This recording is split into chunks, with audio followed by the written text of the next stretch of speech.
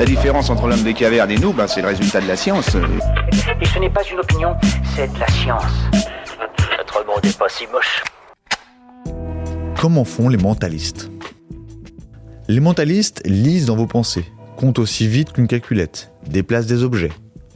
Comme vous vous en doutiez, il y a bien un truc. Mentaliste, personne qui utilise l'acuité mentale, l'hypnose ou la suggestion. C'est la définition donnée par le générique de la série télé du même nom. Nul doute que le sémillant Patrick Jane et sa faculté à manipuler les suspects ont beaucoup fait pour attiser la curiosité du public.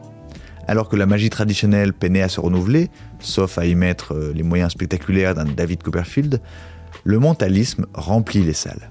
Pas moins d'une 30aine d'artistes se produisent actuellement dans toute la France. La discipline n'est pas neuve. Jean-Eugène Robert Houdin, célèbre illusionniste du XIXe siècle, mettait en scène des expériences de télépathie. Si leur métier consiste à faire croire qu'ils possèdent un don, les mentalistes travaillent leur mise en scène, répètent le texte de leur spectacle et usent d'artifices. Pascal Le Guern et Tibor le mentaliste ont accepté de nous en dévoiler quelques-unes. C'est ce que nous appelons le cold reading, lecture à froid.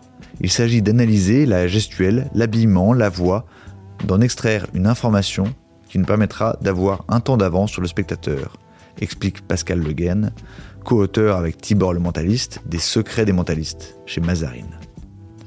Repérer un gaucher, savoir si on a affaire à une extravertie ou à un timide, distinguer les personnes réceptives au discours, autant d'observations qui vont permettre aux mentalistes d'établir un climat de confiance. La plupart des expériences de télépathie se font en duo. Un devin, les yeux bandés, doit découvrir l'objet désigné par son complice. Mais comment fait-il ? Les comparses partagent un langage secret qui permet aux mentalistes d'approcher phrase après phrase de la vérité.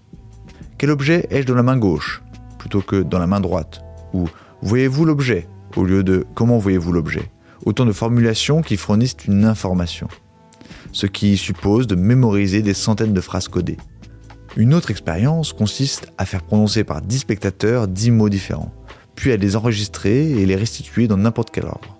Le secret, associer au préalable le rang d'apparition d'un mot, par exemple 1, avec une image à visualiser, par exemple chien, et apprendre par cœur 1 égale chien, 2 égale Dieu, etc. Si le premier mot à retenir est marteau, créer l'image d'un chien tenant dans sa gueule un marteau. Plus l'association est saugrenue, plus sa mémorisation est facilitée. Voilà. Il ne reste plus qu'à vous remercier de votre attention. Au revoir.